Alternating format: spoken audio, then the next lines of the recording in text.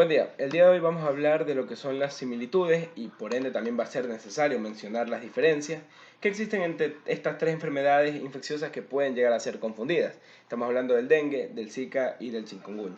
Bien, para hablar de sus similitudes debemos partir del hecho de que las tres son enfermedades que son causadas por arbovirus. En el caso del dengue, Flaviviridae flavivirus, en el Zika, Flaviviridae flavivirus y acá se diferencia el chikungunya que es Togaviridae alfavirus, pero principalmente las tres son causadas por un arbovirus que son transmitidas además por el mismo vector, hablando del mosquito Aedes aegypti. Luego entramos directamente en lo que es la clínica, hablando de su periodo de incubación y de su duración. Acá veremos que estos periodos de incubación y duración sí se diferencian, pero son bastante similares también. Por ejemplo, en el dengue, periodo de incubación de 7 a 14 días, Zika de 3 a 12 días y chikungunya de 3 a 7. La duración, 2 a 7 días para el dengue, 4 a 7 días para el Zika, bastante similares, y 3 a 10 días para el chikungunya. Bien, vamos a hablar directamente de lo que son esas manifestaciones clínicas que se parecen tanto entre estas enfermedades. Principalmente las tres van a presentar lo que es el dolor de cabeza, la cefalea. Pero aquí viene la primera diferencia, y es que en el dengue se presenta lo que es un dolor retroocular, que es muy característico de dengue y las otras dos enfermedades no la tienen. Igualmente, las mialgias sí están presentes en las tres enfermedades, pero la mialgia del dengue va a ser mucho más intensa que en las otras dos enfermedades. El dolor muscular en el dengue es mayor que en Zika y en chikungunya, a diferencia del dolor articular, que está presente en las tres enfermedades, pero en Zika y en chikungunya este dolor articular es mayor que en dengue. Esas son tres similitudes, o sea, se parecen su clínica bastante, las tres presentan estas manifestaciones, pero sí se diferencian entre sí. Hay síntomas generales como náusea, signos como el vómito y la falta de apetito, que sí son bastante parecidas, están presentes en las tres enfermedades y son bastante parecidas. La bibliografía menciona que en el Zika se presenta diarrea y en las otras dos enfermedades no hay diarrea. Luego tendremos la erupción cutánea, que también está presente en las tres enfermedades. El signo del torniquete positivo es particular de dengue. Y luego viene la fiebre, que también está presente en las tres infecciones, son infecciones, pero que se diferencian entre sí. Por ejemplo, la fiebre del dengue y del chikungunya es por encima de 38, es de 40 grados esa fiebre, pero la del chikungunya es de inicio súbito, a diferencia de la del dengue. Y bueno, ya la fiebre del Zika, esta es una fiebre más ligera que las otras dos, que normalmente es de 38 grados. Y otra diferencia del Zika con las otras enfermedades es que en el Zika se presenta conjuntivitis y en dengue y chikungunya no. Esta conjuntivitis cabe recalcar que es una conjuntivitis no purulenta. Y otra cosa en la que pueden haber similitudes es en esas complicaciones, que a la vez son bastante diferentes. Por ejemplo, en el dengue hay que considerar bastante los signos de alerta que nos ayudan a clasificar al dengue en dengue con signos de alarma y en dengue grave, que luego ayudarán para los grupos de tratamiento, grupo A, grupo B y grupo C. Cuando hablamos de un dengue grave, acá es un signo importante, la hemorragia severa, lo que es la afectación orgánica, el daño orgánico y también la extravasación de fluidos. Luego en el Zika la complicación principal es el síndrome de Guillain-Barré y también está presente en el chikungunya este síndrome de Guillain-Barré, pero en el Zika hay que tener especial cuidado con lo que son las embarazadas por el que se pudiera presentar un síndrome congénito de Zika, ¿no? Y luego el chikungunya, que como mencioné, tiene el síndrome de Guillain-Barré, que es una complicación neurológica, tiene convulsiones y también tiene complicaciones no neurológicas de cada sistema. Acá he decidido poner la hemorragia, que pese a que no es muy común, de hecho es una complicación excepcional, la pongo porque bueno, hemorragia también existe en lo que es el dengue, ¿no? Ya que estamos hablando de sus similitudes. Luego pasamos a hablar de lo que son los estadios clínicos de cada enfermedad. Sobre el dengue es importante saber que este tiene tres estadios clínicos: una etapa febril, una etapa crítica y luego ya una etapa de recuperación. Como mencionamos, la duración de la enfermedad es de 2 a 7 días, y en el inicio de esta enfermedad es la etapa febril, donde la característica es que existe una fiebre de 40 grados. Por ende, va a existir una deshidratación, y que luego un dato sobre el dengue es que conforme la fiebre disminuye, aparecen las complicaciones.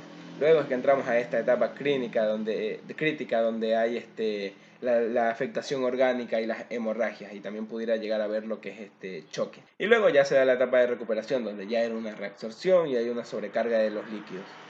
que ya es al final de la enfermedad. Esas son las tres etapas de los tres estadios clínicos del dengue y que justamente concuerdan con lo que son la división del dengue entre que si tienen signos de alarma o no tienen signos de alarma y de que si es un dengue grave o no. Luego pasamos a ver los estadios clínicos del chikungunya, que también tiene tres, pero estos son una fase aguda, una fase subaguda y una fase crónica. La fase aguda sucede de los 5 a 7 días de la enfermedad, es después de lo que es la picadura del mosquito. Y esta, bueno, está caracterizada por toda la sintomatología típica de la enfermedad. Y, o sea, una fiebre mayor a 38 grados, una fiebre de 40, el dolor articular, erupción cutánea, toda la sintomatología. Luego viene la fase subaguda, que es donde desaparece la fiebre, pero quedan el dolor articular, queda la hinchazón, el dolor de manos, rodillas y de pies, de codos, y que por lo general se da unas 3 semanas luego de que desaparecen los síntomas. Y luego está la fase crónica, donde hay pacientes que indican que el dolor articular les queda sobre 2 años después, por ejemplo, de haber tenido chikungunya. En estos casos ya el paciente debería acudir a lo que es un reumatólogo. Luego tenemos el estadio del Zika, que como mencionamos tiene de 3 a 12 días es el periodo de incubación, luego se da una etapa viral que dura la enfermedad, que es de 4 a 7 días. Y bueno, en caso de que, esto es lo que dura la enfermedad, pero en caso de que se presente el síndrome de Guillain-Barré, este puede extender la enfermedad incluso hasta 3 o 6 meses.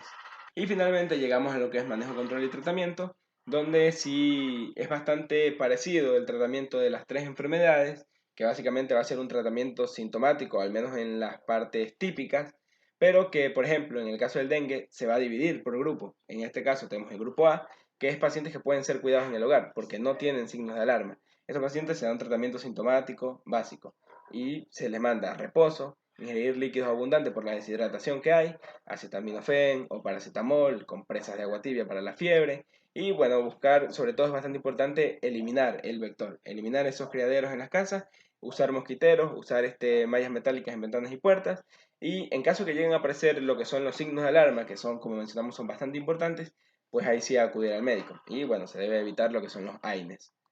Luego tenemos el grupo B, que es un grupo que se debe hospitalizar. Este puede o no puede tener signos de alarma. Si no tiene signos de alarma, hay que tener en cuenta que esté en condición de riesgo el paciente. En este caso, el paciente está hospitalizado y se debe estimular lo que es la ingesta de líquidos por vía oral, por aquel tema de la deshidratación. Y también se da el tratamiento sintomático de acompañamiento. Luego, si tiene signos de alarma, no se puede hidratar si no tenemos un hematocrito.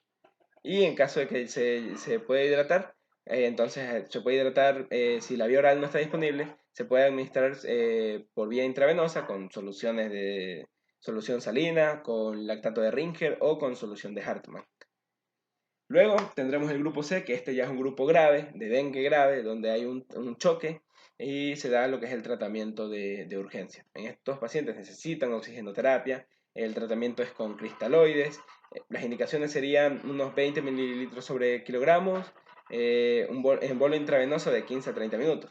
Si llega a un máximo de 3 cargas y el paciente no responde, entonces este paciente debe ser internado en UCI. Y luego tenemos el manejo y el control del Zika, que es el tratamiento sintomático básico, reposo, hidratación, alejarse del vector, paracetamol, por lo pruriginoso que pueden hacer las erupciones, se da loción de calamida, y en caso de que llegue a trastorno de Guillain-Barré, pues entonces ahí sí se da una inmunoterapia y fisioterapia, y sobre todo es importantísimo el acompañamiento psicológico por el dolor tan intenso que tiene el paciente, que puede llegar a ser incapacitante.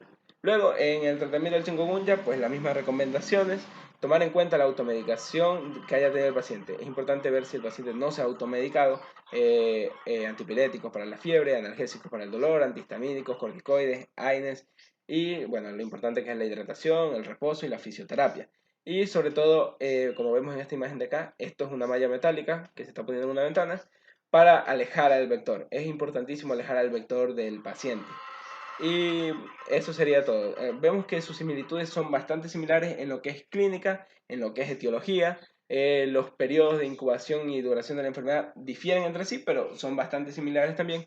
Y luego tendremos que el tratamiento es sintomático la mayoría de las veces, por lo menos en los casos típicos. Muchas gracias.